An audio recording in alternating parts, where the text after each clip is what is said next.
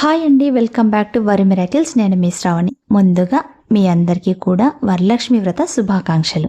వరలక్ష్మి వ్రతం అంటేనే ఆడవాళ్ళ హడావిడి చాలా ఉంటుంది కదా. ఏ షాప్లో చూసినా ఆడవాళ్లే, ఎక్కడ పూజ సామాగ్రి దగ్గర చూసినా కూడా ఆడవాళ్ళమే కనిపిస్తాము. ఆడవాళ్ళ హడావిడి అందుకే చాలా ఉంటుంది. పూజ సామాగ్రి తీసుకోవడం, ముత్తైదులకు తాంబూలం ఇవ్వడము, ఇవన్నీ కూడా మనం ముందుగానే ప్లాన్ చేసుకోవాల్సి అయితే ఉంటుంది. అందుకే హడావుడి అన్నాను. ఇవన్నీ ఒక ఎత్తు అయితే, ప్రసాదాలు ఏమి తయారు చేయాలి అనేది ఇంకొక పెద్ద ఎత్తు అనమాట. దీంతో పాటుగా అమ్మవారిని ఎలా తయారు చేయాలనేది ఇంకొక పెద్ద టాస్క్. అది మనకి అది అన్నిటికంటే పెద్ద టాస్క్. ఒకరిని మించి ఒకరు తయారు చేయాలి అనేది మనకు చాలా పోటీతత్వం అనేది ఉంటుంది. దాంతోపాటుగా అమ్మవారిని పూజించడం వల్ల అన్ని శుభాలు జరుగుతాయని మనకది నమ్మకం. ఖచ్చితంగా నమ్మకం అయితే ఉండాలండి, నమ్మి తీరాలి మనమైతే. అదే మనకు ఆ నమ్మకమే మనల్ని అయితే ముందుకు ధైర్యంగా నడిపిస్తుంది, అన్నిట్లో కూడా విజయాలు సాధించేలాగా చేస్తుంది. ఈ వరలక్ష్మి వ్రతం రోజైతే మేము ఎలా సెలబ్రేట్ చేసుకున్నామో సింపుల్గా మీకైతే ఈ వీడియోలో చూపించబోతున్నాను. మార్నింగ్ అయితే లేవడము, ఇంటి ముందైతే గడపకు పసుపు రాసి ముగ్గు పెడతాను. అక్కడి నుంచి అయితే నా మార్నింగ్ వర్క్ అయితే స్టార్ట్ అయిపోతుంది.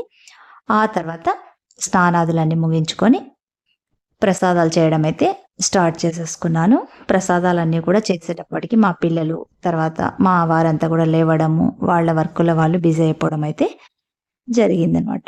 తర్వాత అందరం కలిసి పూజా సామాగ్రిని సిద్ధం చేసుకోవడము, కుటుంబ సమేతంగా పూజ చేసుకోవడము, దాంతోపాటుగా మేము అష్టలక్ష్మి స్తోత్రం అయితే చదవడము, ఆ తర్వాత నైవేద్య ప్రసాదాలు అమ్మవారికి సమర్పించి కొబ్బరికాయ కొట్టడం, తీర్థం సేవించడం, హారతి ఇవ్వడము, ఇవన్నీ కూడా ఒక దాని తర్వాత ఒకటి జరిగిపోయినాయి అనమాట. అమ్మవారిని చూస్తుంటేనే చాలా కళగా కనిపిస్తుంది కదండి. చాలా కన్నుల పండుగగా ఉంది కదా. అమ్మవారి విగ్రహం అయితే ఎంత బాగుంది చూడండి. చూసే కొద్దీ చూడాలనిపిస్తుంది, అంత కళగా ఉంది. ఆ తర్వాత నేను, మా పిల్లలు మా వారి పాదాలకైతే దండం పెట్టుకుని ఆశీర్వాదం అయితే తీసుకోవడం అయితే జరిగింది. ఈ రోజు అనే కాదండి, ప్రతి శుక్రవారం కూడా మేము కలశం పెట్టుకోవడం అయితే మాకు అలవాటు. అందుకే ప్రతి శుక్రవారం కూడా మా వారి పాదాలకు దండం పెట్టుకోవడం అయితే నాకు, మా పిల్లలకైతే అలవాటైపోయింది.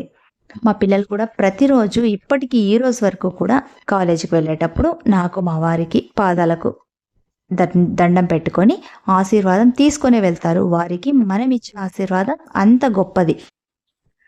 తిరిగి వాళ్ళు సాయంకాలం ఇంటికి వచ్చేదాకా కూడా మన ఆశీర్వాదాలే వారికి ధైర్యాన్ని ఇస్తాయని, వారిని వెన్నంటి ఉండి కాపాడుతాయని మా బలమైన నమ్మకం.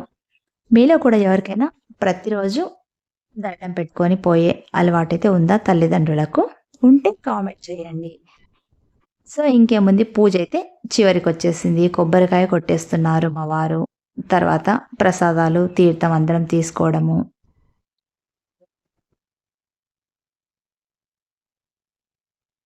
చూడండి ఎంత చక్కగా ఉన్నారు కదా అమ్మవారు, వరలక్ష్మి అమ్మవారు. ఇవన్నీ ఇలా ముగిసిపోయినాయి.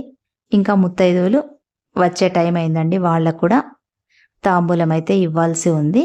వాళ్ళు కూడా వచ్చేస్తున్నారు. ఫస్ట్ అయితే నేను ఈ పూజ ముగించేసేసుకుంటున్నాను. మా వారి పాదాలకైతే దండం పెట్టేసుకొని ఇలా చివరిగా ఒక పిక్ని అయితే రివీల్ చేయడం అయితే జరిగింది, మా ఫ్యామిలీ పిక్ని అయితే.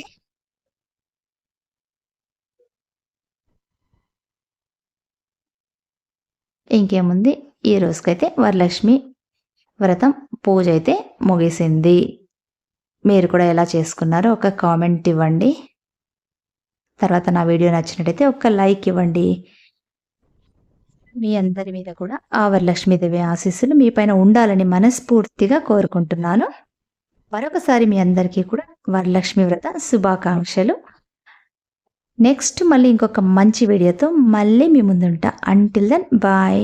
Thanks for watching.